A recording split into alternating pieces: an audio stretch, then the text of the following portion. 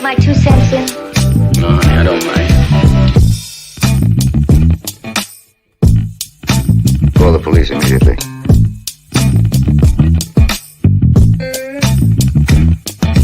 I don't get it. No idea what you're talking about.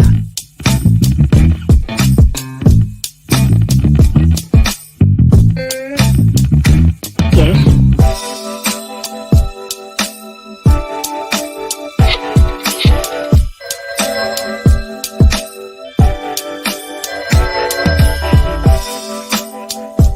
Hello? Hi, stranger. I want ham and eggs and flapjacks with lots of butter and syrup and coffee. I'll take the coffee now. Why have you come with me? Rain.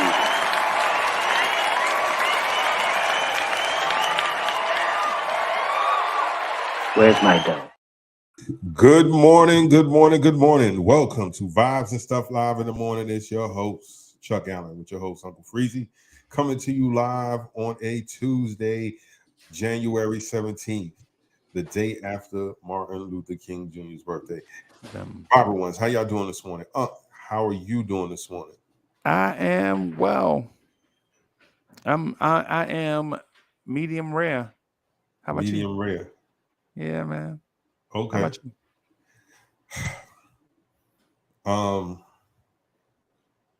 I'm a ball of emotion right now, man. Okay. Got a lot of things going on in the old noodle. Emotions make you cry sometimes. They do. Emotions make you. That's the old H-Town where they. Right. Yeah, man. Yeah, man. Yeah, man. I am on the other side of that, man. I am well done. Mm-hmm. You know, not medium rare. I'm well done, man. I'm feeling good, man. The vibe is all right around here. You know, a lot of things, lot of things going on. Thinking about some weird changes to the lifestyle. I don't know what to do at this point, but I'm just thinking about it. Considering Frederick is in the building, was good. Yeah, man. Chuck, what you got in your cup, though, boss? Let me play the animation. So, Mr. Chuck, what's in your cup?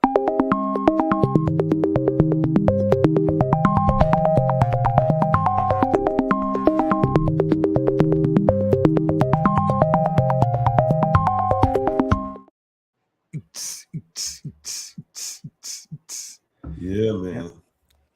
Yeah. Canada Dry Triple Berry Sparkling Seltzer Water. Sounds good. Sounds good, man. Sounds good. Man, it's a little nippy outside. Yes, sir. But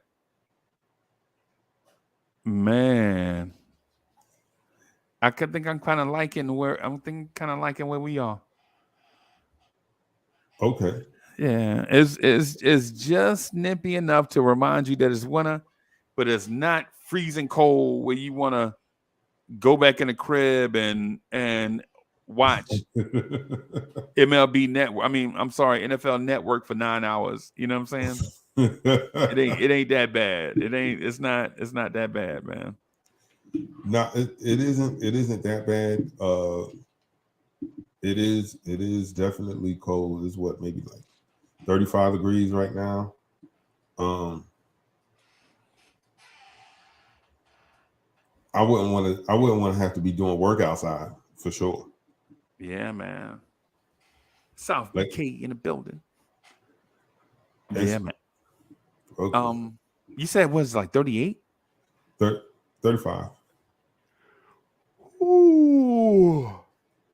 That's not bad. That's not bad. For New That's York. not bad.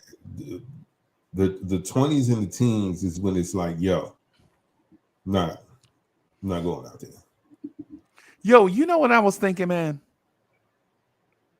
You know what? I have Chuck, I have a random thought. Thought. Can I get straight into a random thought? Let's do it. A random thought. Let me see if I can find random thought. Random thought. Baby, you give me ice and fire. You're giving me wind and rain. You're some kind of butterfly. Baby, you give me midnight. You whip up my appetite. Don't leave me here high and dry. Baby, you give me ice and fire. You're giving me wind and rain. You're some kind of butterfly. Baby, you give me midnight. You whip up my appetite. Don't leave me here high and dry. Oh, That joint is fire. So here's my random thought. When we were doing like the pre-production chop up before we started, yes, sir. I was thinking about how fire live would be if we had a live studio audience. Like me, like Chuck and myself in a studio with a live studio audience doing live maybe 3, 4, 5 times, you know what I'm saying, in a week. You know what I'm saying? How fire that would be. That was my random thought. And not no major studio audience. Not no, you get a car. Nah, not that. Not that. But you know what I'm saying? Yeah. Like get a little camera crew to make some money, you know what I'm saying? And you know what I'm saying? And get the mixing board and me and you, like you in one chair and me in the other, and then you know what I'm saying, maybe about 10 or 12 people in there, you know what I mean? And a production assistant with an applause button, letting people know when to clap. You know what I'm saying? Hey. You know what I'm saying? A little something. That can happen. We can make that happen, man. Yeah, man. We can absolutely make that happen. I don't know if I would be able to do it until summertime though, because I got absolutely some stuff. Right. Like I got some trips planned already. Like I got like 4 trips planned between now and July. Right. So I may or may not be going to Atlanta Friday. I'm not for sure yet. Okay. Right. I got a bulky knee. I don't know how I would feel in a car 4 hours to Atlanta. You know what I'm saying? 4 or 5 hours to Atlanta just to, you know what I'm saying? Right. So and then travel back. Yes. You know, you're a tall guy, so even though you know most of the NBA arenas, their seats are comfortable. Right. There's still not a lot of leg room, especially if your leg is bothering you. That's why I like suites, bro. That's why I like suites, but I'm not giving like this thing like, you know what I'm saying? I'm not trying to say that I got money because I don't, especially now. Right. Definitely the opposite of having money, right? But you know, suites give you that freedom to walk around and move about. You know what I'm saying? And for guys like me that like to eat, you know what I'm saying? You don't have to go all the way to the concession stand and stand in line for them to get your order wrong. You know what I'm saying? Right. So, yeah, man. Yeah, man. But the doing this live thing, I think would be fire. It's just a random thought, though. You know what I'm saying? Because I think at this point, in order for us to have it go off like we wanted to, I would have to come up to the city. Right. That's my thinking. You know what I'm saying? You know, you know what I'm saying? Come down there. Oh, yeah. Man, I'm sure there's some high school gym that could be rented during the summer months. Yeah. For those 5 days where we can, you know, Or Yeah. come in here, yeah. Same Or, deal. yeah. Or we could do like an Airbnb down here for like 5 days Okay. with a big living room area. We have like, 8 to 10 guests, have the production stuff, the lighting, all that stuff, man, and do an Airbnb down here for like, $1,000 and have it for like 5 days. Okay. You know what I'm saying? And Okay. do, but we'll see. Vibesters, what do y'all think? Would y'all like to see live and me and Chuck in the same spot at the same? I don't think Vibes and Stuff, the channel, can handle the energy of me and Chuck in the same place at the same time. It'll be too much energy, man. It'll be too much energy. It's one of them things that we could probably do it in the Myrtle Beach area, and man, maybe get some guests to come by, maybe Ron Cleveland, get some Jay Boogie, some Hoodie Kev, some Rob the Nick, some get some of the Carolina Knicks to come through. You know what I'm saying? And hang out with us. Fire. The only thing about it though is your mans want to go to the NBA Summer League this summer. Me too. So going to the NBA Summer League and doing the Vibes and Stuff thing and doing the big Orlando trip in like 3 weeks and doing like the Wizards trip in like a month and yeah. Right. It's just stuff on top of stuff on top of stuff on top of stuff. Hey, definitely. As Brooklyn, you invited. Yeah, man. Yeah, everybody. Yeah, man. Y'all in the area definitely come through. Listen, I think we can make it happen, but this is definitely something we have to get in depth, but behind the scenes, because we can't give away all the goodies, all the secrets. But as difficult as your schedule is. I think it could be done. It could be done relatively cheaply, and we can get the turnout and the effect desired. Right. Because I'm thinking I can do it. Because see, in my grandmother's hometown, I'm something like that guy. Right. And I know they have, like, I know the mayor, like our family knows the mayor, first name basis, literally can walk to his house, from my uncle's house. Right. We have facilities in town that will allow something like that to happen. We have community center. We have a concert venue. Okay. We even got a water park. Bim. You know what I mean? So like I know I can get it. I know I can get it done. Plus, again, the high school in which I graduated from, them folks love me over there, man. And I still have the master key. Bim. But I ain't gonna use it like that. But I know that that's a venue that I know I can get. City Gym is another venue that I could get for sure. Right. City Gym is $50.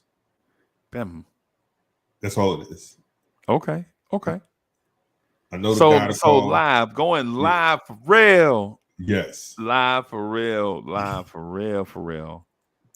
because man. a lot of the guys that we chop it up with, there are a lot of guys very, very close to the Carolina area, right? Yep. Virginia. Yep. Carolina is not as expensive as the city. No. Right? No. Nowhere some near. places are beautiful. Like I saw a spot that I thought would be perfect for us. Okay. It's about, to occupy the space, it'll be about $1,000 for like 5 days. Okay. Right. But I'm talking about occupy 24/7 is hours completely. Okay. like 5 days.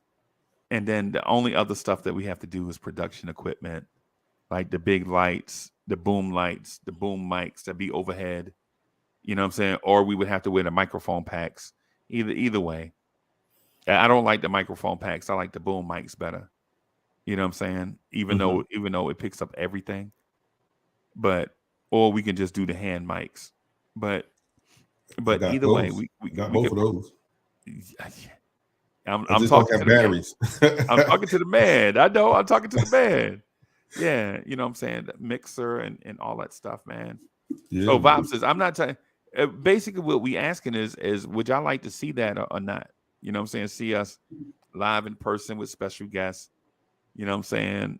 You know, us having a producer, letting people know when they come on stage, cue them in, have them come, have a seat. You know what I'm saying? With me and Chuck hanging out, and we do it kind of like Regis and Kathy Lee. You know what I'm saying? Or better. Oh, Yeah, or better. That type of style. For like $1,500. Easy. You know what I'm saying? And most of that is spent on the venue to have it. Which y'all thinking? I'm thinking. Oh, Vibe says, yeah. What y'all thinking? You know where I'm at. Yeah. Yeah. Maybe it's something that we can, you know, do like multiple, may have it be maybe in Vegas. Maybe we can turn that into the Vegas thing. Maybe we can turn that into Vibes and stuff, Lawrence Tears, all of that at the same time. Like, you know what I'm saying, do a Lawrence Tears thing. And you know, just not ghetto. Like so it's not gonna be hood. Y'all know how me and Chuck are. Like, we professional. Like, you ain't just gonna be walking in front of the camera and doing stuff like that, because you know we will fight.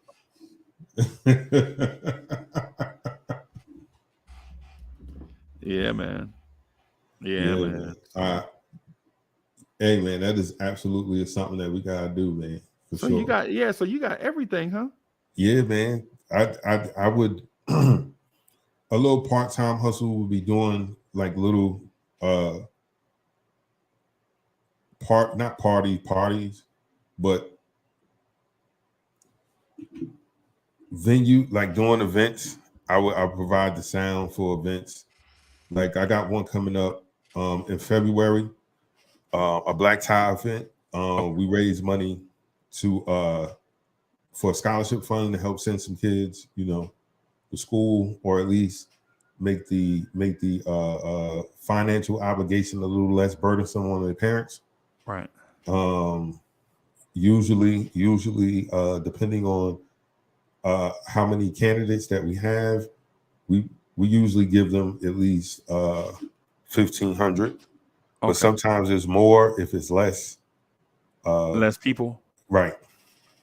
Yeah. So you divvy it up based on a pool of money, and then divvy it up based on participants. Right. Yeah. Yeah. So, you know, like you sell a table. You know, like if it's $100 a seat or $50 a seat, right? You know, got to sell a whole table, which is usually about 10 people at the table. Yeah. So, yeah, man, it's a real nice thing. You know, like I said, black tie is tuxes and evening gowns. Right. We have, you know, live entertainment. You know, we had a couple of B-list comedians. Man, it's a wonderful thing, man. It's something that I would like to incorporate in my life. To help the production thing. Hey, man. Oh no, not just the fundraising. The fundraising, man. Right. Like, the event is always done very well. The turnout is usually great. Okay. And just to be able to help people like that, and get to see some people that you don't usually see in the penguin suit. Right. But then you also have people like, yo, this is a black Why Hey, you ain't sound having a like yo, tan you suit? sound like a Chuck. I like that idea better than doing the live thing. I would love to do an event like that with you, like a fundraiser, like we pick out a charity Okay, and then donate most of the proceeds because there's gonna be some expenses. it's absolutely expensive. You gotta There pay. are gonna be some expenses, Yeah. right? But yeah, man, maybe we can do that. Maybe that can be our thing. We do a live fundraiser, and then we, you know what I'm saying, we put it on the channel, you know what I'm saying, raise money for some charity. Hey, y'all put some what charities do y'all like? Guys, y'all like some y'all like a specific charity? I like both ideas. I like the live thing in studio. Mhm. Maybe we can get Soulfinger to fly over and come hang out with us. Be like the, you know what I'm saying? Wouldn't that be dope? That would be fire. Soulfinger ain't got time for us though. Soulfinger and them out there in Diego. They ain't got no time for. Man, I'm not leaving Southern California for you guys. Hey, he tried to tell me it was raining in Southern California the other day. And I was like, Soulfinger, they do not make a song about it never raining there if it's not true. I know he was like, I don't know who lied to you. Yeah, that's it. Yeah. And he said, and they can't drive when it rains. Yeah, man. Oh. Yeah, man. Yeah, man. So I think that's a good idea. Maybe we should chop it up. Maybe we should put that on our dream board. Like, you know, on our dream board, doing a live show and a legit fundraiser. You know what I'm saying? A legit fundraiser for a certain charity. Maybe we can do that this year. You know what I'm saying? And Okay. then we'll see how it goes. We'd have to, you know, do all the proper planning, man. You get your business plan together. You know what I'm saying? You get your resource together, pick out all that stuff. But maybe that's something you and I can work on. Okay. You know, I know what I know a comedy circuit comedian. He my cousin OD Odell. Let me see if I can find. I'll see if I can find something with OD in it.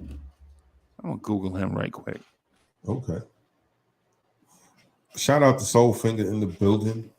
Soulfinger held it down yesterday. Salute to you, sir. Okay, look at this. I Googled him and he come right up. Look at that. My cousin doing. Look at my cousin. Yeah. Okay, I Googled him. He come right up too, man.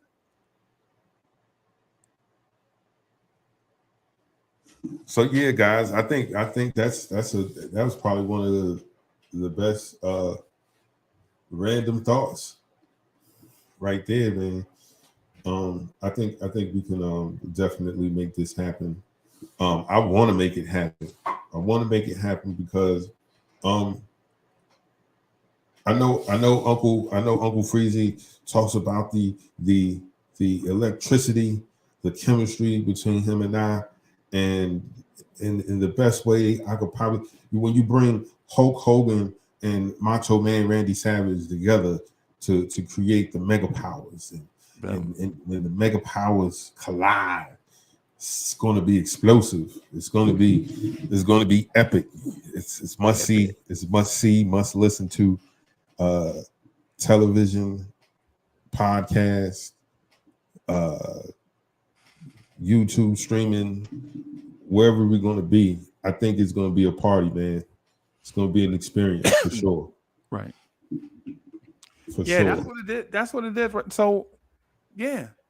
So Chuck, let's figure out a way. Let's figure out a way to do it. That was a random thought, y'all, and trust me, I blindsided Chuck just now, and I generally try not to do that.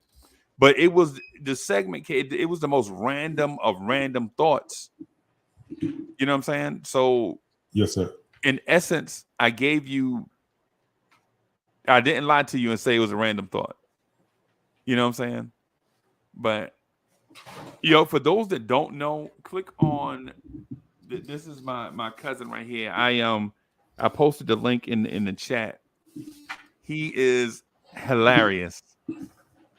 He is hilarious, but and he out on circuit too. So, I was thinking about having him on Vibes in the morning. I talked to now. This is not a random thought, but I talked to Chuck about it last year about maybe having him on. But I don't know if we ready for that type of celebrity yet. You know what I'm saying? Because he is saturated. He's like having a Kevin Hart type funny on your show. You know what I'm saying? Okay. And so you don't have to take my word for it. You can watch his stuff and make your own assumptions about that. But my man is absolutely hilarious. Absolutely hilarious. And he worked on his craft. So before he became a celebrity, he did the Chitlin circuit and used to get booed. So he got better and better and better over the years, working his way up and all of that. So yeah, man. Okay. Hey, that's how it goes, man. You gotta get your chops right. Yeah. You know what I mean? I haven't heard of too many comedians that said they started and didn't get booed. Right. So yeah, man. Definitely check out the link, you guys. For sure. Yeah, man. Okay. Yeah, man. Okay. So all right, you guys, comedian. Yo, my mind is going right now, man. I'm gonna put some things down. and I'm gonna send you an email of some of my ideas. I don't want to put everything out right now, right? Yeah. And then the things that I thought y'all said y'all was gonna. Oh, boy. It's still, it was a random thought. Right now, it's in random thought stage. Right. So, yeah, it's just in random thought stage. Yeah, man. So Chuck, you ready to talk about this topic du jour? Let's do it. All right.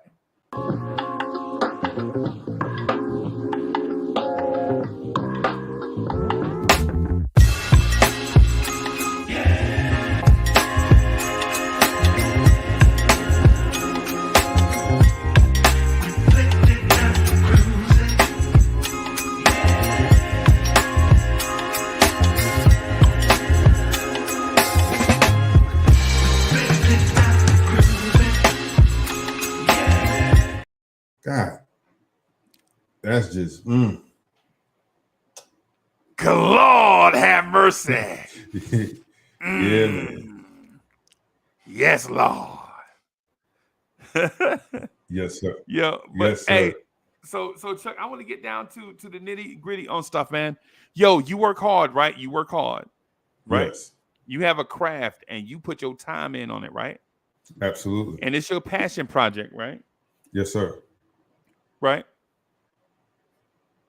Don't you think you need to be rewarded for putting in so much hard work?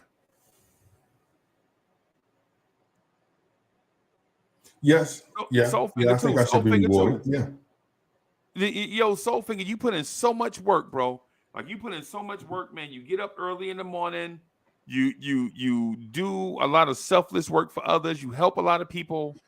Bro, you grind away, and it seems like you underappreciate it. Don't you feel like you should be rewarded with something?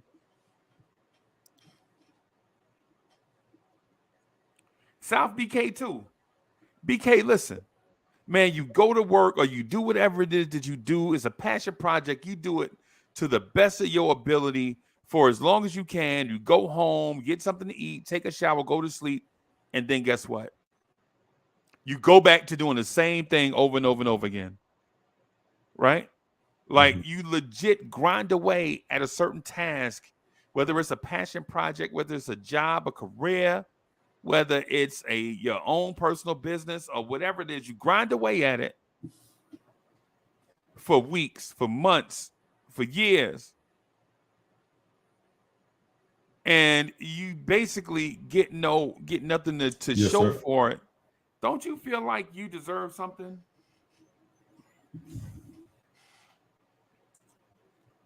I gave Chuck the example this morning, right? Before we jumped on, right? I was like, Chuck, you're a producer. You got a million beats. You grind away. Sometimes you put yourself into like this weird mental space of like blocks and all that stuff, man. And then you fight through all this stuff and then you hit it big. Don't you think you should reward yourself? Yeah.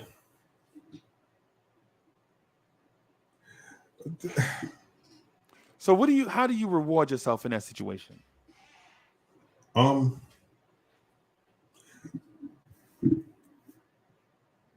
Personally, I buy something. Or I do something that's probably near and dear to my heart, like something I've had my eye on or something I've been wanting to do. Let's just say go hot air ballooning. Something I want to do. I just sold that beat. Yeah, I'm drinking champagne on a hot air balloon, traveling over Vermont. Right. That's something that I want to do. Or I'm something of a car junkie. So I'll end up going buying like a 86 Cutlass Supreme. Even though I already have an 87 Monte Carlo SS with the T-top and a Buick Black SS Grand with National. navigation. Yes. Yeah. And it's like, you already got a Grand National, you already got a Monte Carlo, and you got a Pontiac Grand Prix. Right. What do you need the Oldsmobile for, man? You just like that platform of car. You just like that. The G body, man. Yeah. The G body can, So, but yeah, those are the kinds of things that I would do, right? But other people have more expensive tastes. Some people have more expensive taste than hot air ballooning over Vermont with champagne. Man, that's only like $300 an hour. That's not that bad. I thought it'd be more expensive than that. I thought it was super expensive, but nah, it's not that bad. That's not that bad at all. No. Okay. I mean, and listen, I don't have expensive taste, but I thought a trip like that would be like $8,000-$9,000. I didn't know. No. Well, I don't know. Listen, this deal I saw on Groupon, right? So what the regular price is, I don't know. But that's something that I wanted to do. One because I have a near crippling fear of heights. So I would do things like bungee or do the slingshot where they drop you off the highest point and you kind of pendulum back and forth in the harness. I've done that to get rid of my fear of heights, but ask me to walk across like the Golden Gate Bridge, my knees would be like Jello, man. Bim. If I had to walk across my knees, and not even because of the bridge, but going from San Francisco walking into the inner cities of Oakland. Yeah. Oh, yeah, that's why my knees would be buckled. Has nothing to do with heights. Nah, man, I'm serious. Shout out to Oakland, California, by the way. Shout out to Oaktown, man. Nah, man, this is a real thing. Like I remember, I was probably like 12. I was getting ready to go to a new junior high school, and to get to the school, you either walked around the highway or you take the little walk overpass. Man, I took that overpass the first day, and an 18-wheeler came driving under it, and that bridge kind of vibrated a little bit, I was on my knees, begging the Lord, please. I was like, Lord. I was holding Please, on to the rail all the way until I got across. Man, it was horrible. But at the same time, it put me in good with these Spanish girls because they would hold my hand and walk me across every day. But nah, man, I'll be sweating the whole night, man. Like the butterflies in the stomach, and I'm like, okay. And then I was told the best way to get rid of your fear is to handle it head on. Do it. So the first time I had to do or I did something like that, the elevator wasn't working in my mom's building. This is back in the late 80s, early 90s, like 90, 92, maybe. The elevator is out. And so to get to my building, building, you would have to go to another building, walk across the roof, then come down the stairs. At this time, my mom lived on the 18th floor. So once we crossed over, all we had to do was go down one flight of stairs and we, on my mom's floor. But to get from one building to the next, you literally had to walk a plank that was maybe like this wide. Wow, damn. And the railings were as sturdy as aluminum foil. Awesome. Yo. Oh man. I remember I had to do. I was like, oh man. Right. But I did it. I got across. I sat on the steps. When I went into the stairwell, I sat on the steps, and maybe a little tear came out. Maybe. It might have been windy. It might have been like it windy that day. You know how your eyes get dry. You be knock on wood. Me and my sister talked about that over the Christmas/New Year holiday. We talked about that. Right. Yo, you remember we had to walk across the roof? Yes. She was like, that was the most dangerous thing ever. Yes. Like, what kind of adults would allow that to happen? Her father. Yeah. I was gonna say, I was gonna say adults, you better not if you fall off that thing and fall 18 flights, I'm gonna kill you. Exactly. You know what I'm saying? I'm gonna be dead before I hit the ground. At least I hope. Right. But yeah, man, this dude would, take her out the stroller, fold it up, and he's got her in one arm, got the stroller in the other arm, walking across this little plank, and I'm following behind. I mean, legs shaking like Bambi. Yeah. Shaking like Bambi, and I was like, oh man. But over the years, I would push the envelope to try to get over that fear. Man, I done some of everything. I done went down Victory Tower dozens of times. Right. Every time I get to the top, I still get the same feeling. Wow. I'm gonna do it, but my legs be shaking. Wow. I bungee. They ain't get rid of it. Still, when I'm on a high peak and I look down, oh boy. Right.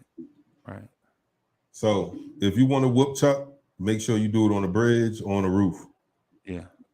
Got you. Bam. Easy. Right. That's the formula. But Chuck, if you say go through a thing and you want to reward yourself, like that fear, the fear of that fear of overcoming something, right? Or the wantingness to overcome a fear. Mm-hmm. Do you just go out and reward yourself after that? Yes. Okay. I reward myself with a dance. A little beat of the chest. Yeah, I did that. Right. And that's about it. What about stuff? But you don't buy stuff? Do you like I know some people have this mentality that every time they do something major, they should reward themselves.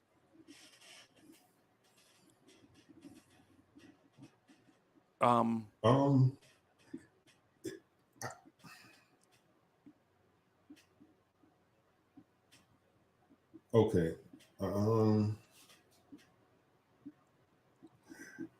Okay, so it's a two. I'm not going to say twofold thing. Like, yeah, I would go out and buy some things if I felt accomplished. Like, you know, you get the raise or you get the promotion at the job. Okay.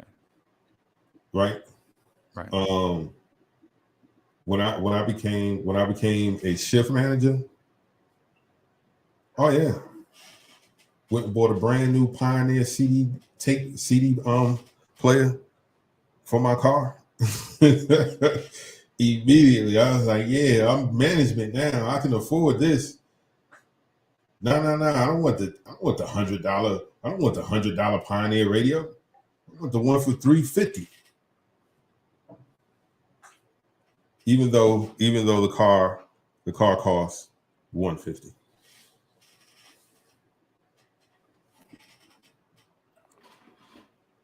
Yeah. Yeah, man. Yes, sir. Yeah. The reason why I guess I'm getting to it is because I've also been in that situation where, you know how you grind and grind and grind. Yes, sir. And then you achieve something, or you grind and grind and grind and you don't achieve nothing. You just grind and grind and grind, and you just like get exacerbated like with a thing. And so you just like, hey, you know what? F it. I'm going to buy me a pair of Jordans. Okay. You know what I'm saying? Yes, sir. Like, say for instance, you and your girl arguing, and she arguing with you about nonsense. And I mean nonsense. I ain't talking about serious stuff. I'm talking about BS. BS, yeah. I'm talking about BS. I ain't talking about nothing serious. I ain't talking about nothing lightweight.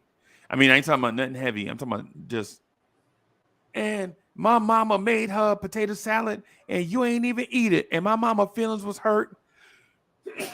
And you like, you trying to start an argument with me over that? Over some damn potato salad? And you just leave and you just go buy the new Madden. You know what I'm saying? Something to comfort. Okay. Yeah. Hey, chat, y'all do that? Like, say for instance, your girl arguing with you about some mess, like school clothes for the kids, right? And listen, school clothes for the kids ain't that, but hear me out completely. The summer start,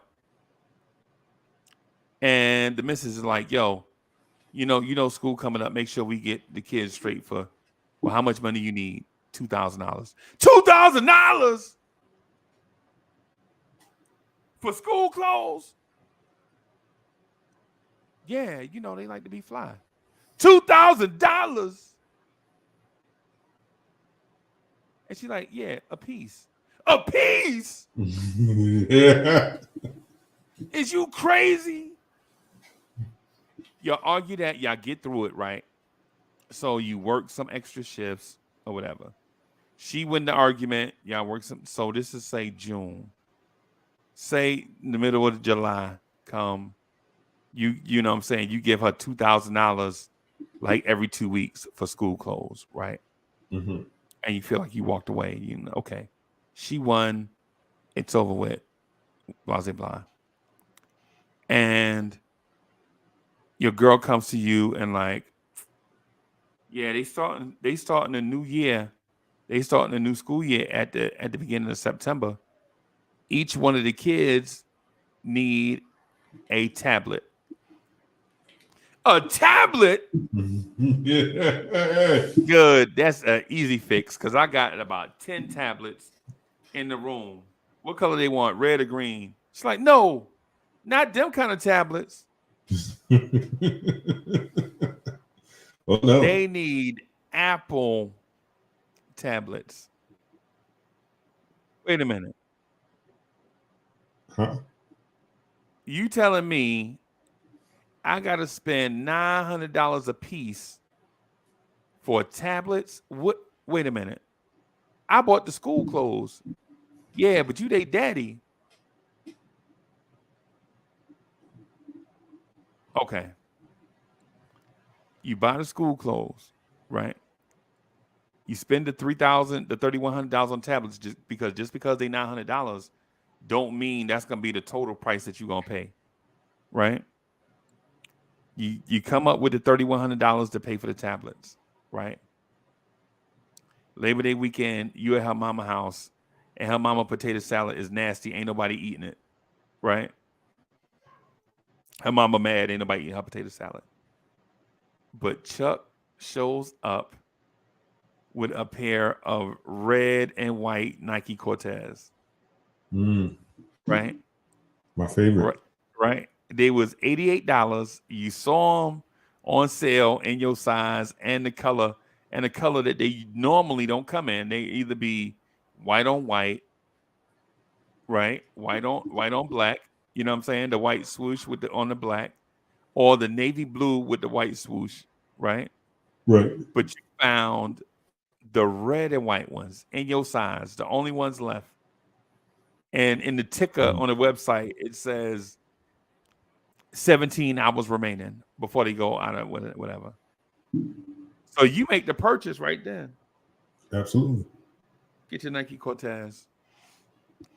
And your girl is like, you in here with new sneakers on, and ain't nobody even eating my mama potato salad.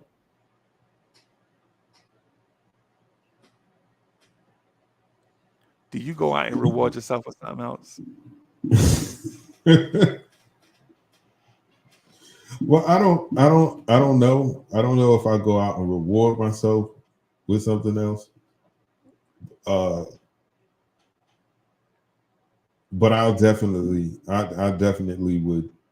would stop by the nearest tavern or bar and patronize that for a few hours. Like, I can't believe over potato salad, man. Like, nobody want your mama potato salad. That's why I was there. That's why it's a gallon of it left. Yes. A whole gallon of potato salad left. Right.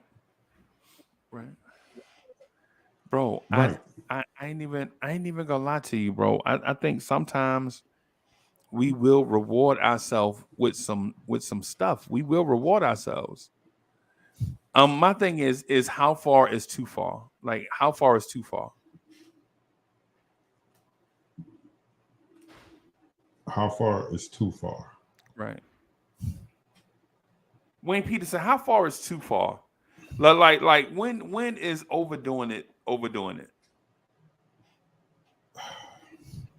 Say, for instance, you work on a job in the same job for 6 years, and you finally get the promotion, right? Do you reward yourself with a big ticket item after you grind it for 6 years?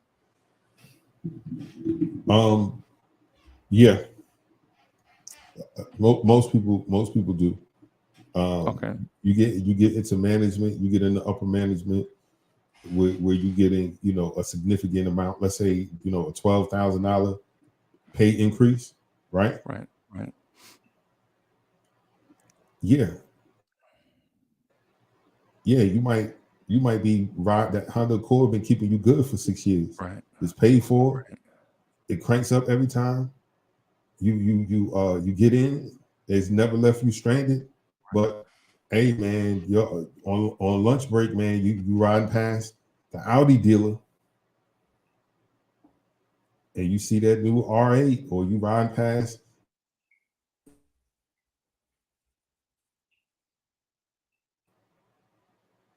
And it's in the color that you like.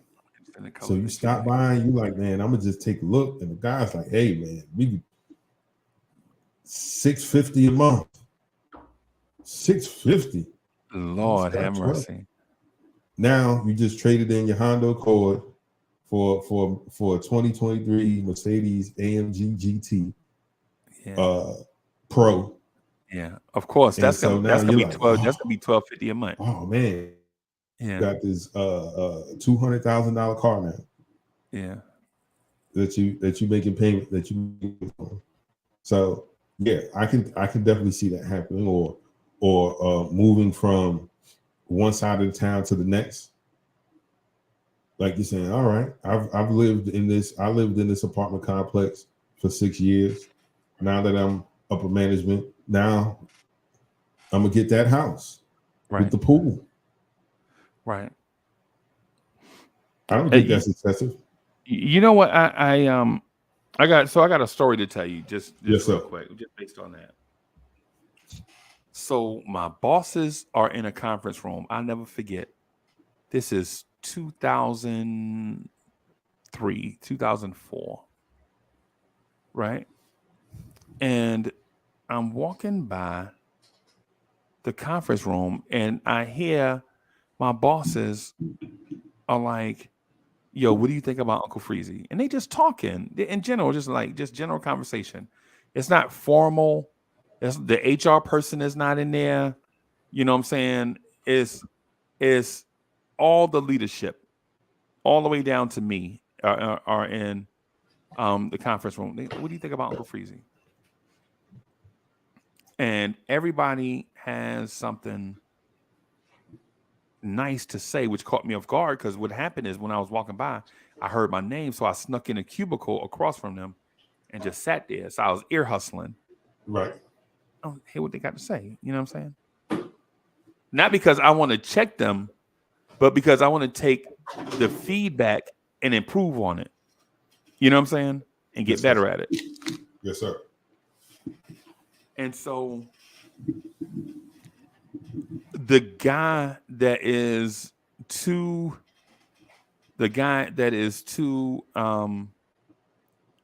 layers above my boss. So it's my boss's boss's boss, like the regional guy.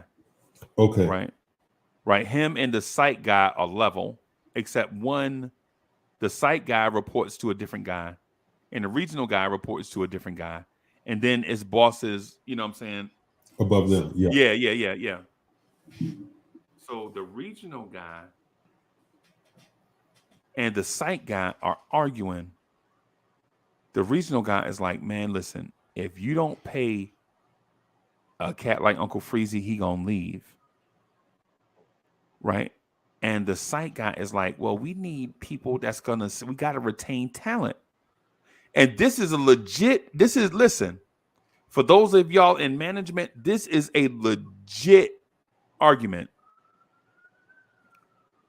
Do you pay him, or do you promote him and then he'll leave for more money?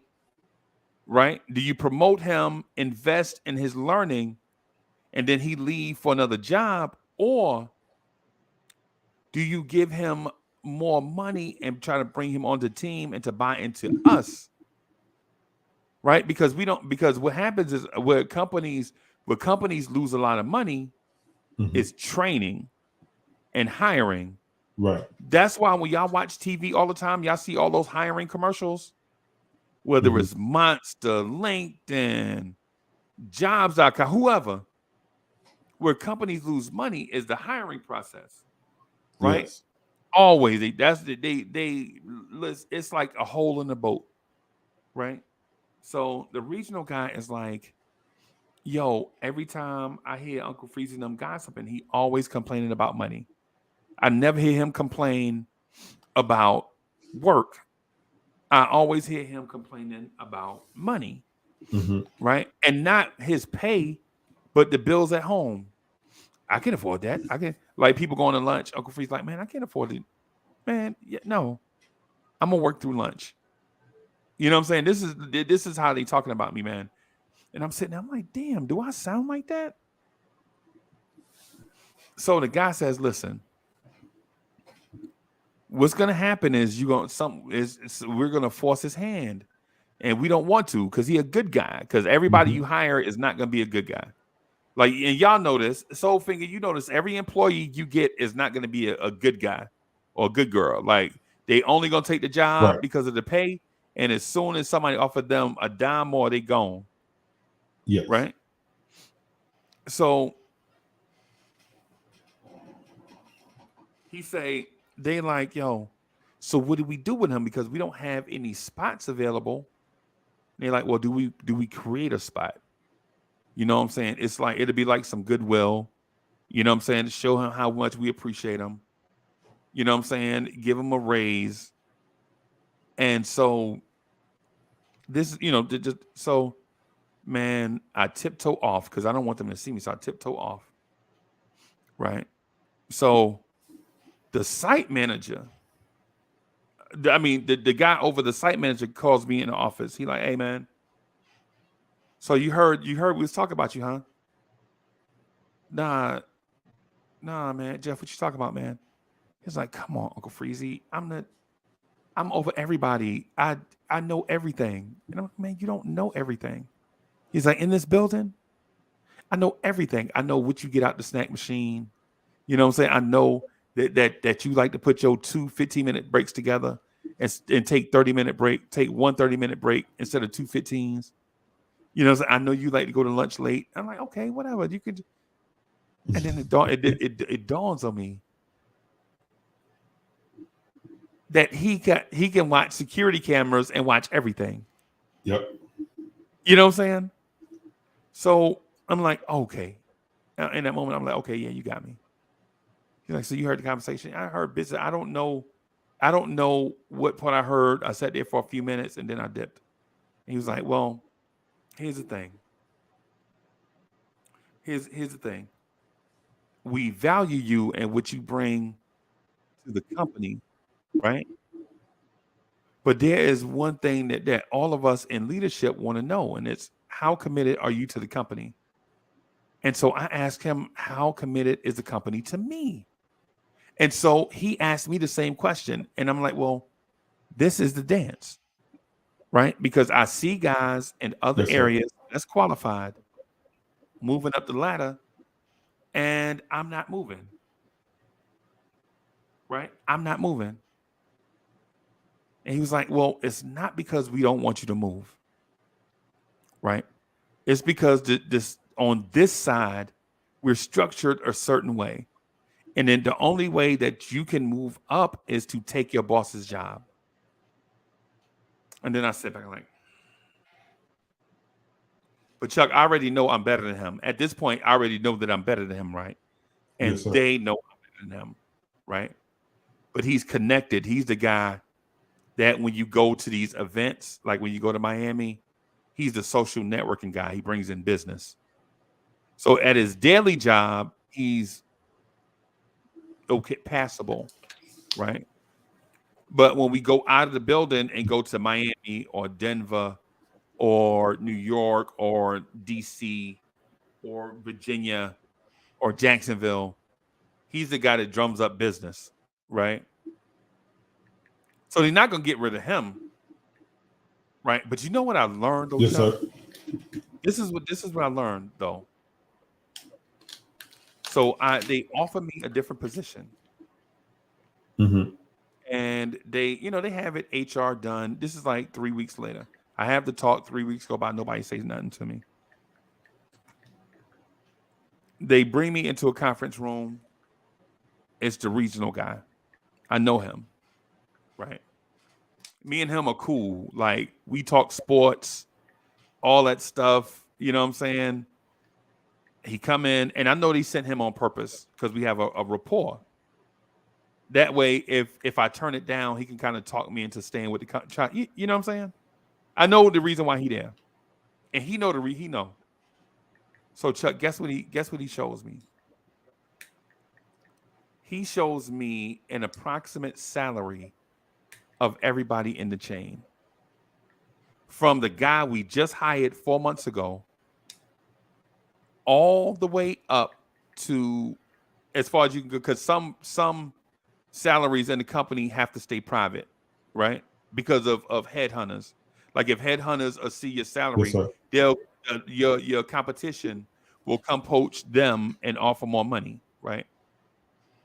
It's like if Pepsi knew Coke's CEO was making 25 million, Pepsi would go offer him 35 million. You know what I'm saying? Mm-hmm. So that Pepsi can be number one and not Coke, right? Right. So he shows me the jump from what I'm making, right? Mhm. At the time, Chuck, at the time, man, and this makes me so mad. At the time, I was making $28,000 a year. Nothing. That's nothing for South Carolina, right? Nothing. The jump from me to my boss, right, to my boss is $77,000 plus bonus and incentives. God dang. Now, $77,000 in today's economy is not $77,000, say, 25 years ago. Of course it's not, right? But man, Chuck, I almost cried, bro. I'm like, yo, I'm doing 3 times the work he doing, and this dude makes $50,000+ a year more than me. And he like, listen, man, we didn't create this model, right? This is the model that we have to work with, right? And so, Chuck, think about this. If I'm making $28,000, imagine what the people on my team are making. If I'm making $28,000, you know the people under me are making at least $8,000 less. At least. Right. You know what I'm saying? Because you can't have the reports and the manager in the same sphere in terms of money. Money, right. Because if they do, what incentive do you have to be a manager of people? If we make it the same, if there's only a $2,000 difference, if there's like on my paycheck, every paycheck, I only see like a $27 difference, and I'm the manager versus these employees, and I'm only seeing like a $27, $28 difference in my check, is it worth it? No, it's not worth it. It's not. Right? You're right. So he comes to me, he says, hey, man, we want to offer you this position, right? And basically it's liaison, blah, blah, blah. It's a corporate term for you do nothing but report to a certain person and do reporting and spreadsheets and shit. Right. Yes, sir. So basically the liaison to the site manager, his title, and basically what I do is run reports all day and be the I want to use a term that's not corporate. Basically, I'm the Grim Reaper. Right? Mm-hmm. I am checking everybody in the building's efficiency versus a standard. And when I say everybody, I mean everybody. Everybody. I report to one person, right? Even though I don't have more power than everybody. Now, mind you, I don't have more power than everybody in the building, right? I just report to the dude that runs the building, right? Directly. Me and a few other people, like his admin assistant and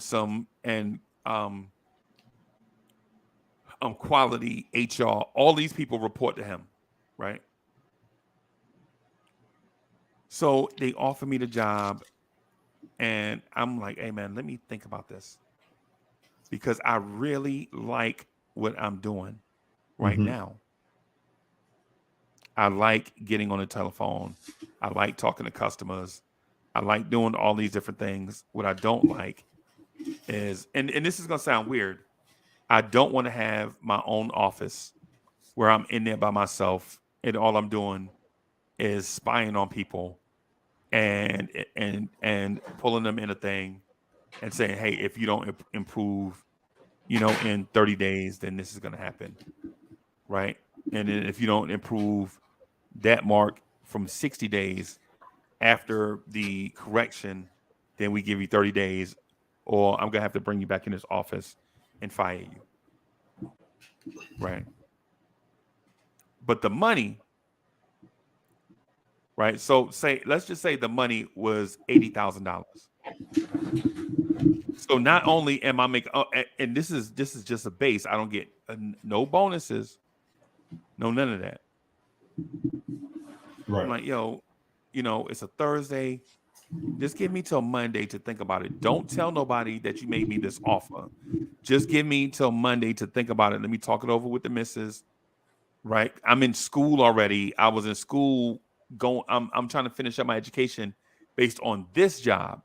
Now, if you ask me to change jobs, the thing that I was going to school for is out of date because I'll be doing a new job. You know what I'm saying? Right. So I'm like, hey man, just give me a couple of days. Think about it.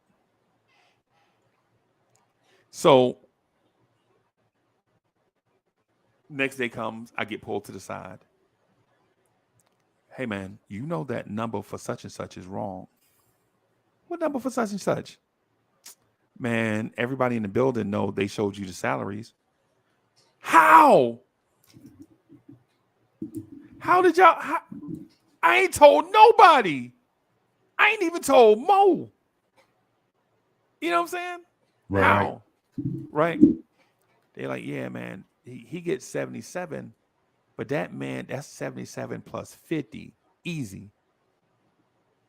Because what he do when he network and bring business to the company. So I'm like, wait a minute. This goofy motherfucker makes 6 figures? Nah, he don't just make 6 figures. He in there. Like, he don't make 101. This dude make like 130. Because think about it. 100 is 6 figures, right? Yes. You could say you make 6 figures if you make 100, right? Right. 101. My homeboy, one of my best friends in life, I hadn't talked to him in a while. He came to me. He was like, yo, if I were you, I wouldn't take it. Right? And I was like, what? Bro, do you know how much? Man, I'm struggling, bro, making 28,000. And when I say 28, Chuck, I don't mean 28.7 or 28.8. I'm making like 27,992, some weird shit like that. Based on if I hit bonuses and stuff, I might be able to get up to 30, right? My man, 50 grand, he's like, yo, I'm leaving to go to another company, right? I'm leaving to go to another company. This is what I'm be doing. And he pulls out his phone. He was like, yo, this is what they offering me. He put up his phone. He showed me like this. Mm-hmm. And I was like, wait a minute. These motherfuckers get ready to pay you. Excuse my language, y'all. But stuff like this be getting me emotional. I'm sorry. But Chuck, they get my homeboy. We started out together. They get ready to pay him $180,000 a year. And since he lives out of town, they have a condo in town. They're gonna let him live in that condo rent free. Everything free. Rent, lights, water, all of that. They're giving him an expense account for when he travels, right? And they spend $200 a month on that place and food. Right? Ooh. Now, $200 a month is not a lot of money. But for me and Mo can live off that.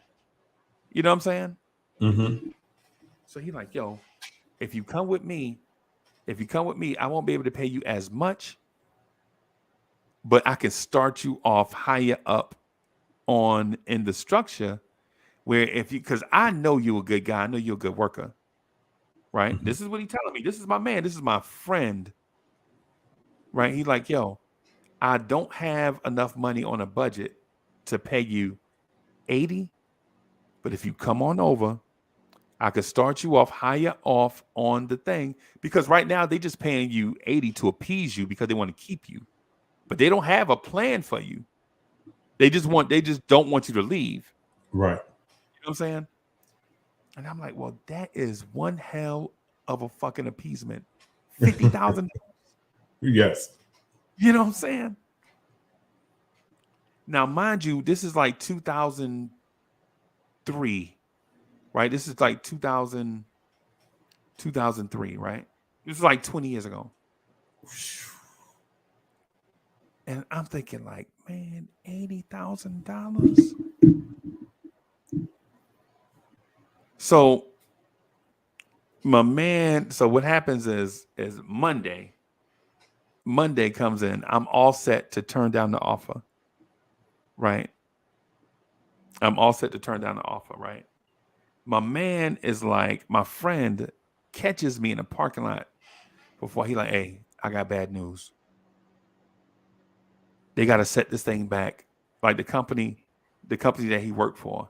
It's like, yo, I got to set this thing back like 7 to 8 months. So if you turn down that joint, man, you know, I won't be able to look out for you for like 7 to 8 months. And I'm like, yo, if I go, I told him I'd have a decision. I made my mind up over the weekend based off of what you said Friday morning. You're like, yeah, I know, I'm sorry. And so I'm like, yo, come on, B, I can't go. So Chuck, here's the thing. Yo. Go ahead. No, this is real life shit. Yo, I'm sorry, Vibes, but this is real life. This is what happens to people, bro. Wow. Think about this is real life stuff. This ain't no made up, bro. This is real. Think about this. Think about Uncle Freezy. 2003. I got kids at home. They in primary school.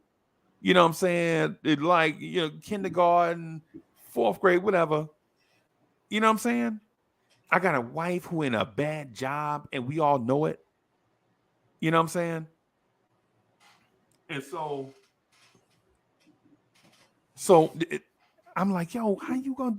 He's like, yo, I'm sorry, bro, but I can make it up to you though. And I'm like, how? He's like, when you come over, I'll fast track it.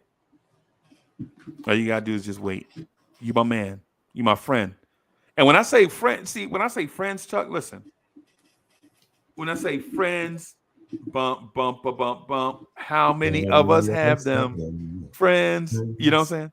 I'm not talking about like, you know, your homeboy that you known for like a year. And you know what I'm saying? Y'all become fast homies real quick. Mm-hmm. You know what I'm saying? Nah. This dude legit was like at my father's funeral. You know what I'm saying? This dude was in my grandma's house, way out in the country, way out in Dawkins. He at my grandma's house. You know what I'm saying? With my family. Okay. Yeah. You know what I'm saying? So this dude is my friend. Like when him and his wife was beefing one time, I went over there and I was just talking to him like, man, y'all chill out, man. I got kids. Yo, when I say he was my friend, I'm his friend too. He like, right. Yo, I got you. So Chuck, so basically what happens is you know, first thing Monday morning, they want to answer because I told them to wait. Remember, I told them to wait till Monday. I told this happened like Thursday afternoon, like 2:00. So I think it was a Thursday. It might have been like a Wednesday or something. Anyway, I was like, yo, give me a few days. Give me till Monday. So we go in and they're like, hey man, listen, I know that this is a tough decision for you. And I don't know if this was a negotiated employee by you or not, but you played this well, right? So what we're gonna offer you is 80 plus a bonus. Like we're gonna include you in our bonus pool at the end of the year. And so I was like, yo, what's the average bonus over the last 10 years? He's like, yo, I don't know what the last thing for the last 10 years. I can tell you for the last 4 years, the end of year bonus has been $7,000 on average. So I'm thinking like, okay, so if we all perform like we normally do, we can expect somewhere in the neighborhood of $7,000. Like, yeah, sometimes it's 8, sometimes it's 5.5. but generally it's about 7. So I'm sitting there like, do I turn down $88,000 a year to be the liaison to the whatever? Or do I go back to my desk making $28,000? So here's the caveat. Here's the caveat, right? The caveat to it is this. If I make this move, I'm locked in for 2 years, right? If I accept this money, I'm locked in for 2 years, just so the company can be safe, right? Yeah. And then we both have a mutual option at the end of the 2 years to continue at a 5% raise, whatever that number was going to be, right? Chuck, I ain't gonna lie to you, bro. That was the most money that I had ever been offered in my life up to that point, right? I had never been offered money like that before. I could go from 28 to 88 by signing this paper that they have in front of me. Yes, sir. So what do you think I do? And take a guess on what you think I did. Man, you signed that paper, man. Hell no. I turned it down and walked back to my desk. Okay. Yep. Okay. Yep. Okay. I turned it down. I was like, no, listen, I'm gonna give y'all everything I got. I just want to keep my options open. I'm gonna give you everything I got, right? But I'm gonna just keep my options open. I go back home, I tell the missus, and it wasn't good. Mm-hmm. Right? It wasn't good. I tell Mo, it wasn't good. Because at the time, she was in a terrible job. Right? Right. She was in a terrible job. Right? She used to come home stressed every day, not even want to see me, not even want to see the kids. She's in a job where she would just come home and basically almost damn near cry every day. Damn. But the thing about it is we needed money, so she stayed in that job. So I turned it down because my homeboy. So basically what happens is I stay in a job and I start winning. Like I stay in a job, I'm still making 28. I think at summertime they give me like, you know how summertime they do like an annual review. And then towards the end of the year, you start making more money. So I do the annual review. I get 5s across the board, like 5 stars, like communication, work ethic, being on time, leadership, critical thinking, all of these different things, right? They're giving me 5s across the board. But I earned that shit, though. I earned that because what happened is when critical moments came up, I would volunteer for those critical moments, like the problem solving. I would volunteer for those things, like, say for instance, an investor is upset about the way that we communicate with them because they want reports. They like, yo, we gave y'all all this money. Why y'all not telling us nothing? It's like if Chuck was to give me $1,000 to get Vibes and Stuff off the ground, and then Chuck don't hear me for like 4 months. Chuck would be like, Uncle Freezy, what the hell are you doing with my money? So basically like situations like that, I would go talk to them about trying to come in and do. Anthony D said he want the link. So let me see. Yeah. AD, let me do this real quick because I gotta finish this. I gotta put a bow on this, just real quick because I don't want to take over the thing. But so they gave me, I get a little raise. Chuck, they gave me a $5,000 raise, bro. Do you know how much money that is? $5,000. $5,000, man. Yeah, for the job I'm doing. Now, mind you, they have a structure, right? They have a structure. They generally, if you make it 28, they bump you up to like 30,000. Mm-hmm. They bumped me up to 33,000 and included me in a bonus pool, right? Okay. Where like if this certain group of people can perform at a certain thing, then you get that you can make, but it's new. So you don't know how much the bonus is yet. Okay. You know what I'm saying? All you have is the parameters. You don't have a dollar figure that you can compare it to from like years past. You know what I'm saying? It's new. So anyway, from the day I went back to my desk after turning down the job, I talked to my friend every month. He was like, yeah, 6 months. Come to find out, Chuck, by the time he could do it, it was 18 months. 18 months. Right? So the 18th month get there. Right? And he shows me this thing. Like, this is what I got for you. Right? Yes, sir. You're in a bigger position. Uh-huh. You can make your salary is $85,000. Nice. Plus the corporate bonus, which is at a certain level, right? The corporate bonus is going to be, those guys are going to get like $30,000.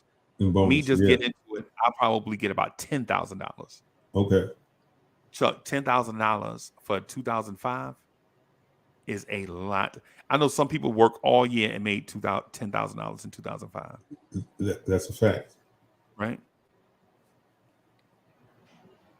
So I'm in that bonus. I'm in the site bonus pool with all the employees, where all the employees get, whether you employee 1 or employee 1,000, everybody get the same bonus. The same. Right. Yeah, it's probably like $500. Right. Right. That's if the site perform. But I get the job and I get the office and all these type things. My man had me wait longer than expected. And he apologized all day. He's like, bro, you know, you dealing with corporations, they tell you one thing, and then when you get ready to move on it, it's always something else.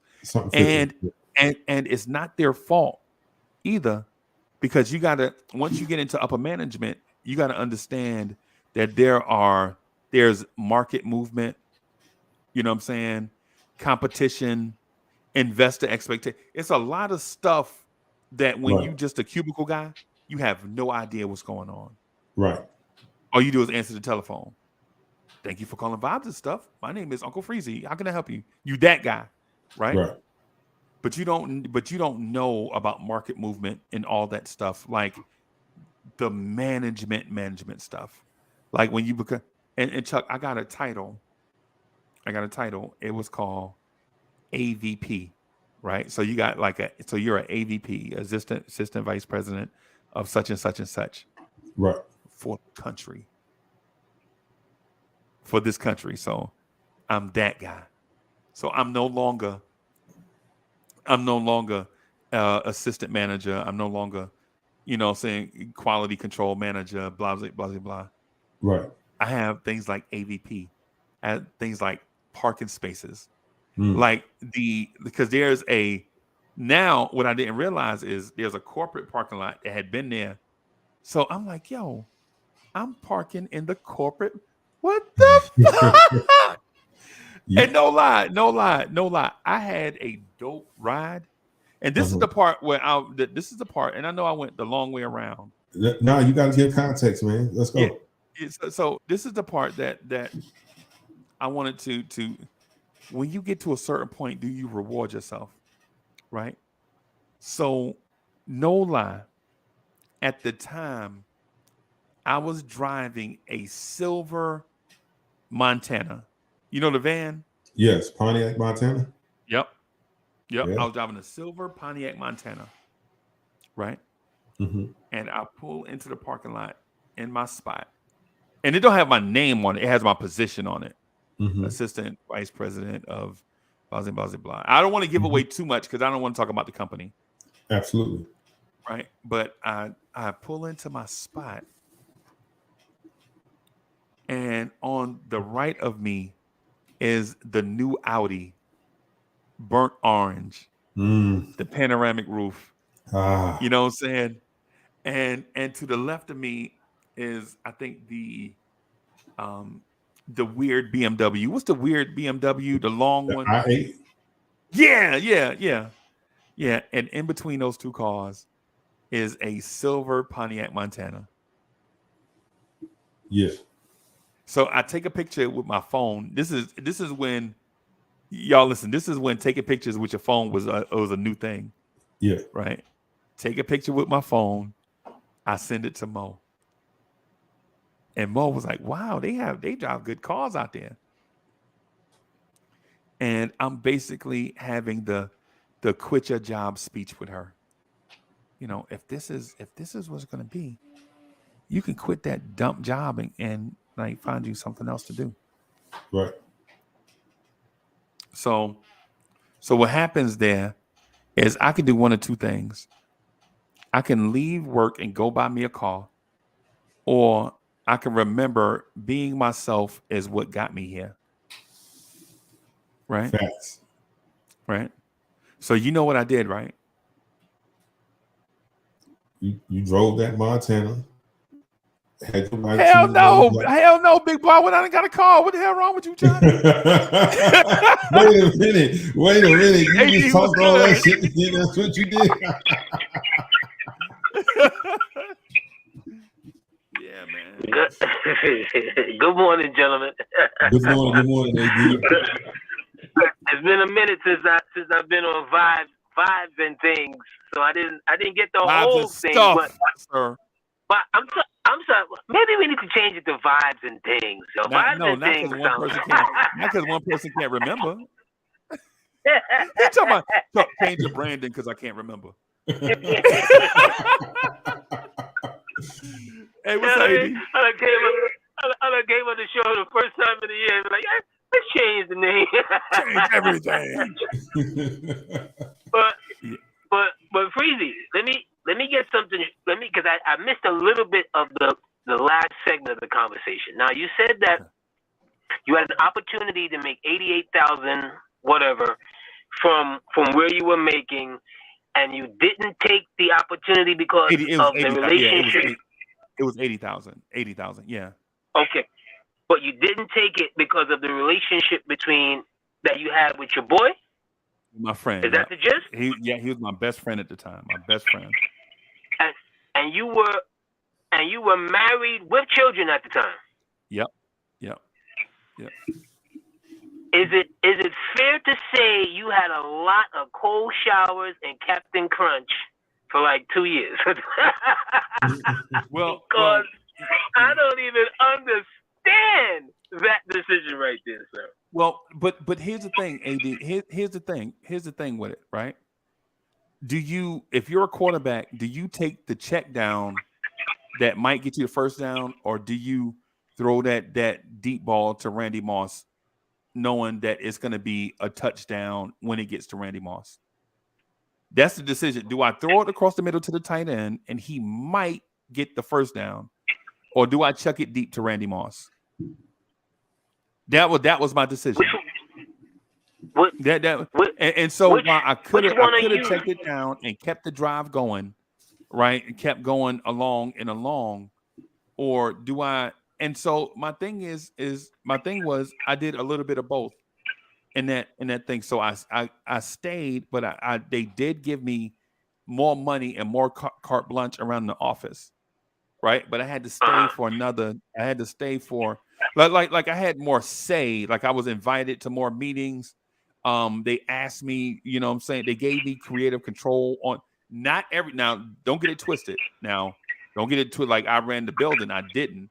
But they would get my input. They would include me with certain emails and things of that sort to get my input, to let them know how much they valued me, right?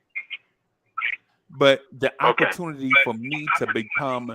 So for instance, I would not be Uncle Freezy today if I had stayed there. I'd have been okay. I'd have been well off. But by waiting 18 months and going out there with my man and developing relationships on a global scale, you know what I'm saying? I became a better, more rounded person. Like, for instance, I'm working home. I can work from home today, right? And do work, you know, and make a really, really good income in the state of South Carolina because I chose the route that I chose. Now, if I had stayed there, I'd probably still be in student loan debt, probably still be, you know what I'm saying, working in the cubicle. I probably will still be trying to fight my way up this ladder. But the thing about that is the short-term sacrifice presented a long-term journey that I'm like, for instance, if I had stayed in that job, I wouldn't even be doing vibes and stuff right now. You know what I'm saying?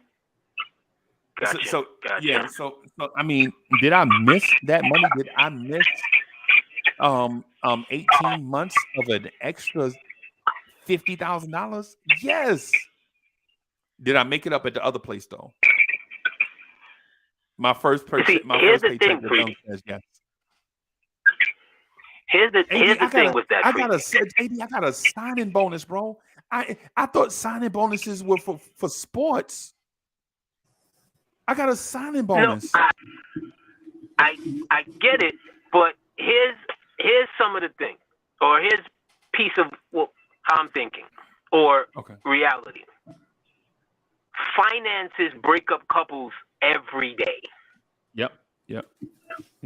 Every day, let alone a married couple with children, bills. Right. You know, someone really has to. Your counter half really has to see your vision. Right. And really has to believe in you that Freezy's gonna lead us the right way. Right.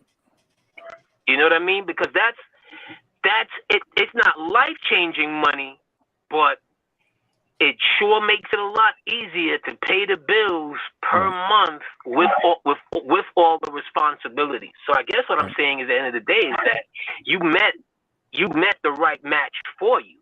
Right. Because more times than not, and I'm not stereotyping the women, but women think more in the nurturing. They think more in how we gonna get the bread, because the kids need the bread and the kids need the milk. Right. Right. We as men, we have ideas, big dreams. You know what I mean? Like we want to do some things. So, but you know, as you say, it in the end it did work. It did work out for you, and because you had the right person to understand. Like, well, this is, you know, that would be nice right now in this short, but what I'm trying to do. You know, and even the relationship with your man, because I don't know if you spoke on this, that can go two ways, because the money can come in and all of a sudden your man can flip on you. Right. But AD, here's a little bit of backstory to that too, just some backfill, right? So you ever heard of Edison, New Jersey? Y'all heard of Edison, New Jersey, right? Yes, sir. Absolutely. So Edison, New Jersey used to have a Ford motor plant there, right? My pops moved from South Carolina to Baltimore, Maryland, to Detroit, Michigan, and he worked at the Ford place, right? But he didn't like Detroit, right? Detroit would have been, and then plus, you know what I'm saying? I guess he had some foresight thinking, I don't want my son to do the Pistons morning drive. Or the Pistons at Night podcast, right? So my pops didn't like Detroit, so he moved to Jersey City, right? He moved to Jersey City because there was a Ford plant in Edison. Right. He worked there for 30 years, and in 30 years, he missed 11 days from work, right? Wow. 11 days. And then here's the thing. Out of those 11 days, 8 of those days, he was in rehab, right? He had a drinking problem. He tried to go to rehab for it, right? He spent 8 of those days in rehab. The other 3 days of that 30 years was sick days. 3 sick days in 30 years, right? They made him the foreman of his crew after 20 something years. They finally made him foreman, right? Because people that work those jobs usually get so good at it that you can't replace them. And plus the union benefits are so good that people never leave, right? So the guy in front of him retires. They make Pops the foreman. He's the foreman for like 6 years. Then he retire. You know what he got out of that? retirement pay, and an alcohol addiction. Right? So as his son seeing this thing play out firsthand right in front of me, right? I'm thinking, do I take the same route except in a corporate setting? Do I stay boxed into a certain thing? They only give me enough to keep me satisfied, to keep me from leaving?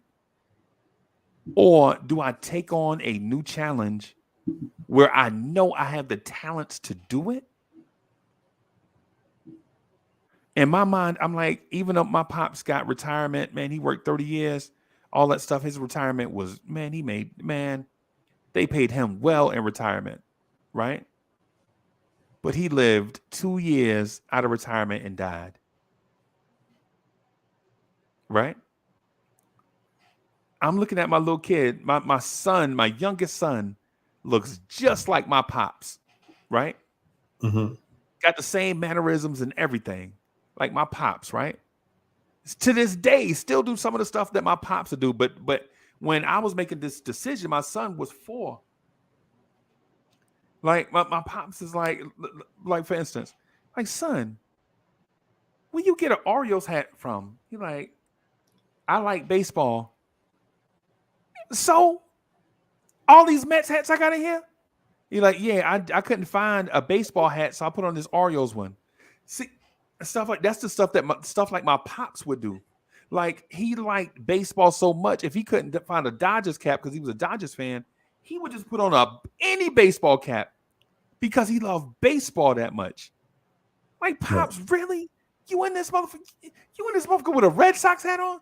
Man, you know I love baseball.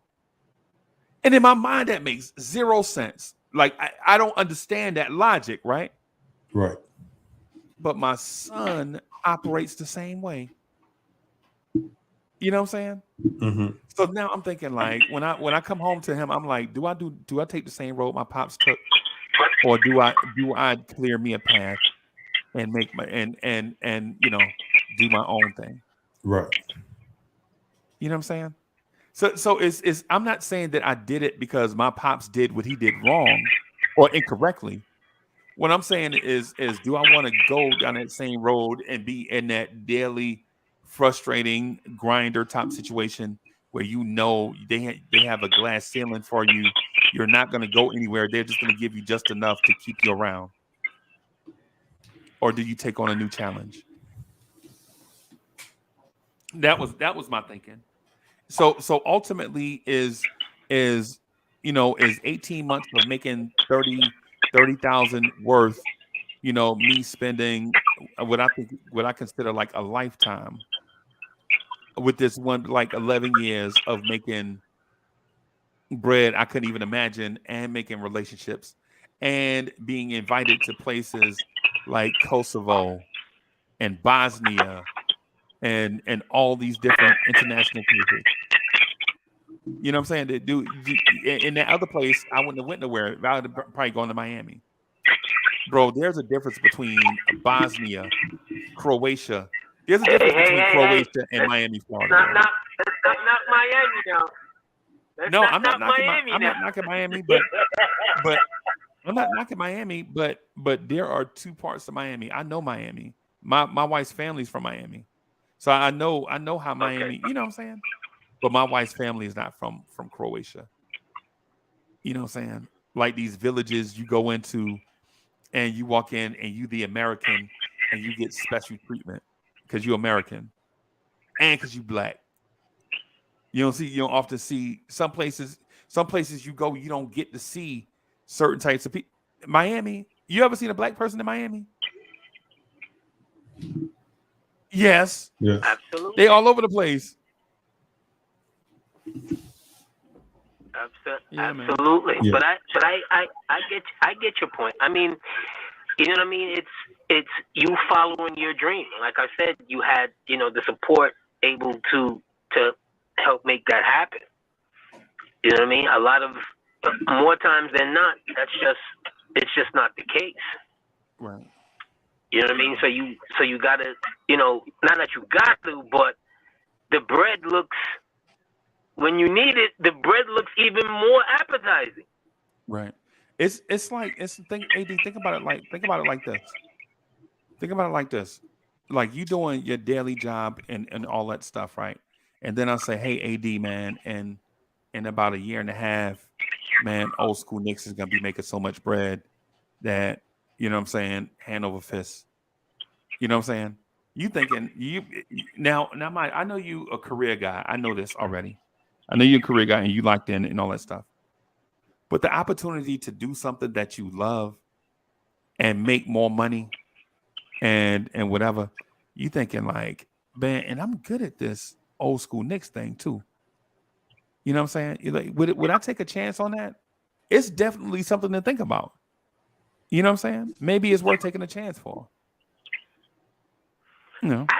I mean, absolutely, and it's also depending on where you are in your life. Right. Right. You understand? Like to use that scenario, I would be like, because I already have, you know, God willing, things that I have set aside and planned and so forth. So Right. an opportunity like that, I could be like, yeah, I could take that opportunity because it wouldn't hinder me. You understand what I'm saying? It wouldn't hinder me financially. It wouldn't hinder me like where I'm seeing my life. Right. You understand what I mean? It's sometimes in the decisions that you make, some people, you know, go balls to the wall, no matter the age, no matter the responsibilities that they already have. Some people can't. Some people can't. You know, because if I could, I would have been on the, well, I could have, but I would have been on the radio 30 years ago, or 20, Right. or at least 25 years. Right. Right. You know what I mean? But it didn't, at that time, it didn't make financial sense for me. Right. And I couldn't see it the way how you saw it. That time, it really couldn't, because I had, you know what I mean, I had financial, you know what I mean, Right. responsibilities. Like, look, this is not going to work. I would love to be able to sit and kick it and talk about sports all day long. All day long, right? You know what I mean? Or my real dream job is to take over for Lenny Green and do the Quiet Storm. Yes. I promise you, the moment I hear Lenny's retiring, I'm putting in my bid. Right. Right. Well, I would say this though. AD, when I'm gonna mute you out just real quick. Okay?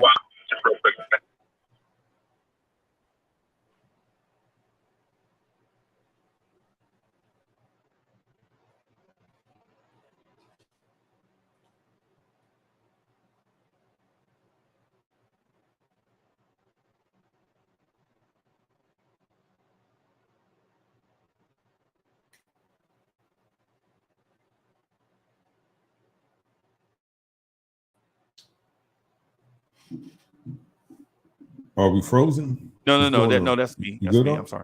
I'm sorry. So Okay. what I was gonna say is this. You got to consider the age that I was at. Right? So you 35, 36 years old. You're at that point where you know once you turn 40, people are gonna look at your resume different. When you're 39, you look one way. When you're 40, all of a sudden, people look at you a different way, right? So I was at that, and I know that's perception. It's not reality, it's perception, right? I was at that point, I was thinking, man, if I don't look at this opportunity now, then I don't know if this opportunity will ever arise again.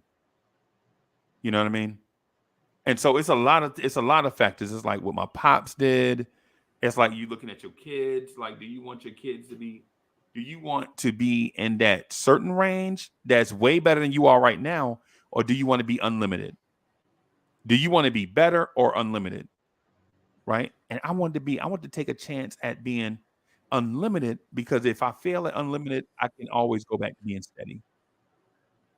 You know what I'm saying? But the unlimited opportunities don't come along often.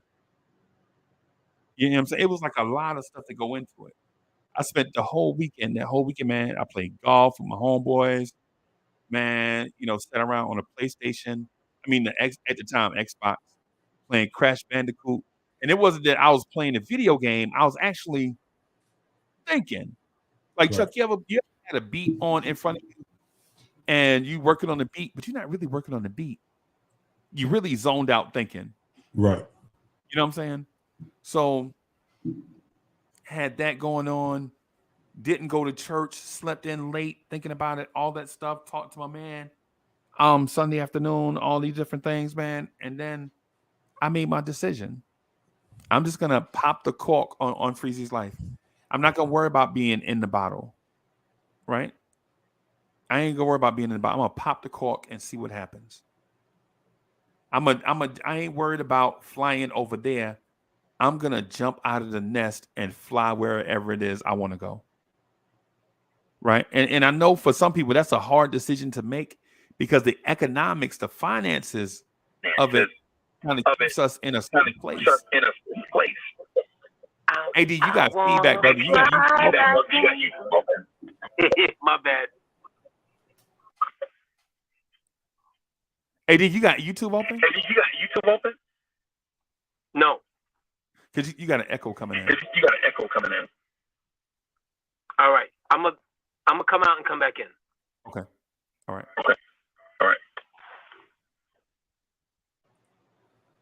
Yeah, Chuck, it's do you take a chance? Right? Like say for the producer, do you continue to make beats, man? You know, you can sell your beats, man, $8,000 a piece. You know what I'm saying? Stay in this little thing. You live in a decent life. You know, every time you sell a beat, it's $8,000.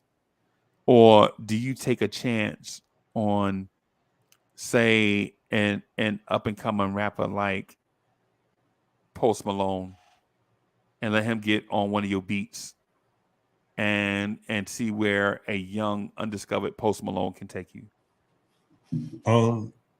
I would definitely take the unknown person, right? Right. Okay. And I would try to develop them and build them. Right. If I'm let's say I'm getting $8,000, I'm getting $8,000 to beat. So that means more than likely people are coming to get like 2 or 3 joints from me. No one's probably going to do a whole $80,000 album or $150,000 album with me, right? Right. But right, because you're not good enough. Nobody, because at $8,000 a beat, you're not good enough to do a whole album for a star. Right. Right. Yo, those type of beats you talking about $90,000, $100,000. Right. That's the super producer range. Right. I'm mid-tier. I'm the guy that you call for the filler joints, right? Or if you're the underground guy, I have a strong enough name where I got a beat from Chuck, right? Yeah. They trying to build clout. They trying to come. Right. You just step up for them. I'm gonna step up for them. I'm gonna step up from JoJo $100 beats. You know what I mean? Yeah. So a Post Malone or artist, you don't even have to be a Post Malone, but an unknown artist that I think is tremendously talented. Okay, I'll keep it about, like, let's say if it was Cully. Yeah, I'll do the whole joint for free. I do the whole joint for free, even if he got a production deal or he got a record deal out of it. Nah, I don't want no upfront money. I want all the money on the back end. I want 5%. I want 5 points on all the records that I did. Plus, I want 2 points on the whole album. Right. And I want my own publishing because music, like the music that you hear, that's publishing also. You don't want to give away your publishing. You don't want people using your beat and 20 years, you don't want people using your beat and laundry soap commercials and you not getting bread for it. Absolutely. And here's another little secret, just a quick little secret. Yo, get mechanical licensing for your beats. Don't sell them. Right.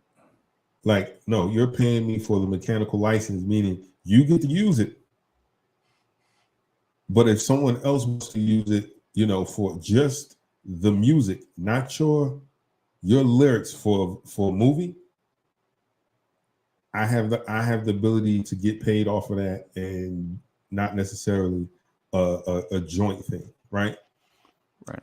But I would do that because I feel like now if I can blow an artist up, if I can take a Cully from unknown to stardom, $8,000 a beat. You mean you gonna be paying me $200,000? Yeah, on the back. $200,000. So I would take a chance on that because now I get to write my budget. Let them keep the money for that upfront budget to help the album grow. Because we need to shoot these videos. Yeah, that's how the album generates interest and people want to go out and buy. They want to see those visuals. If the visuals dope, yeah. So I'll take the back end money because guess what? I'm going to keep eating off of that. Usually, what I said, 5 points. 5 points is what Timberland would get for a record. He would get 5. He would get 5 points. Usually, super producers get that much. You might get 2 or 3, something like that.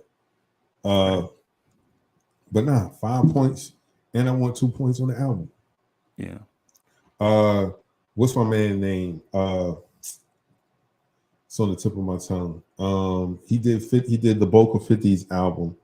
Come on, guys.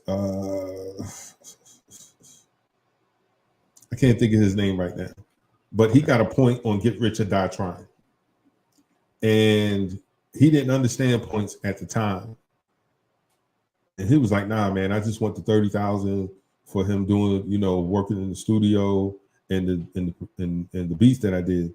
And his lawyer was like, "Yo, take the point." Right.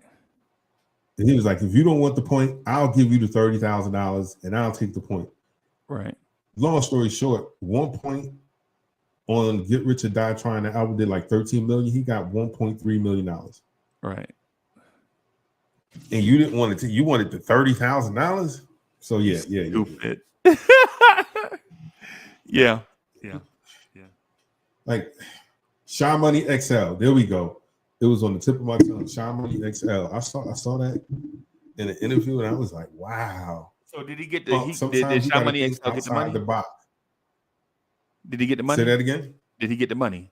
Oh yeah, he took the point. Okay. He took it. But he, at the time, I think Get Rich or Die Trying had probably sold maybe 6 or 7 million at that point. So money is coming in, and he was like, yo, I recorded all the albums, I engineered the albums, I produced these beats, and he ain't been paid. And so he figured he's owed 30 grand. Right.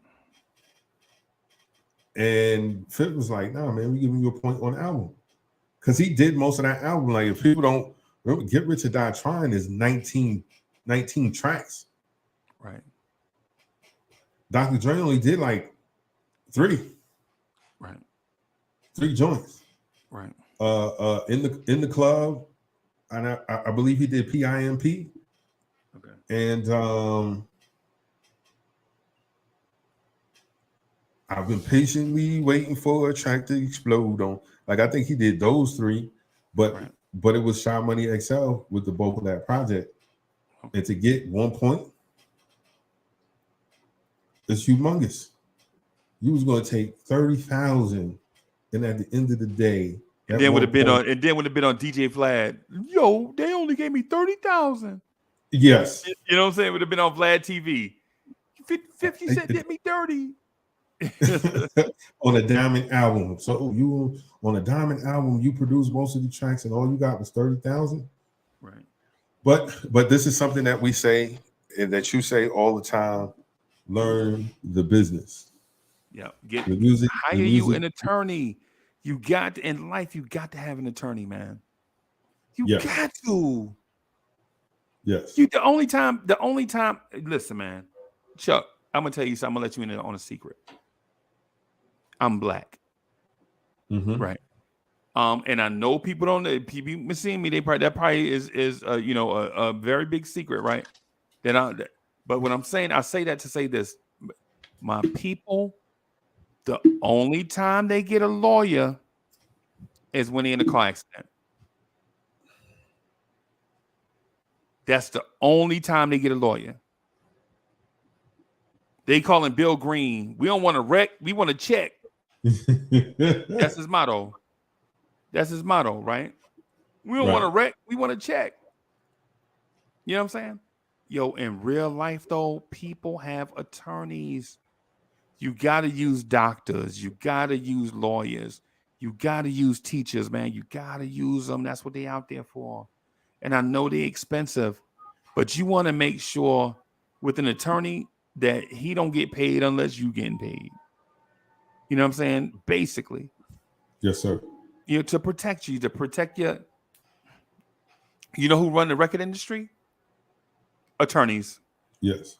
You know who run banks? Attorneys. Right? That's a fact.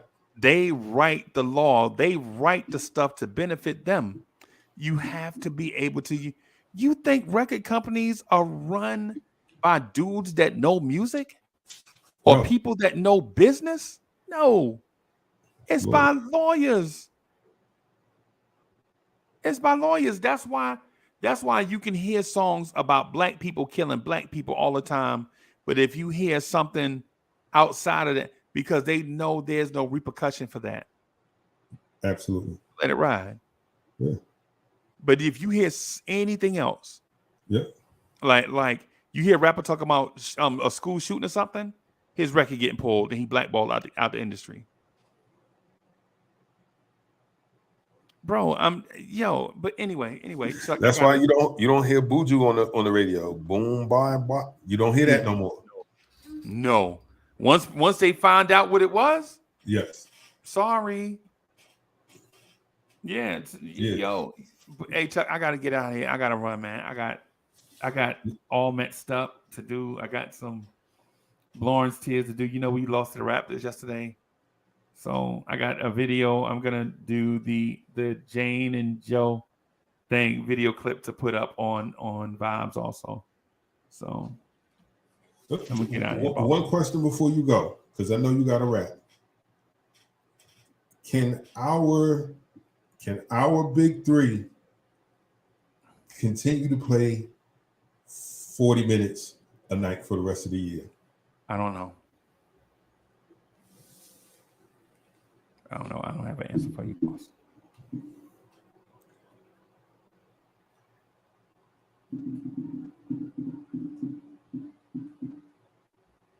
You don't know? No. Okay. That was my only question. Can our big guys continue to play 40 minutes a night with a 6 to 7 man rotation? That 9 man rotation, look at the way the numbers are spread out. Right. I don't know, man. I don't know what to tell you because, yeah.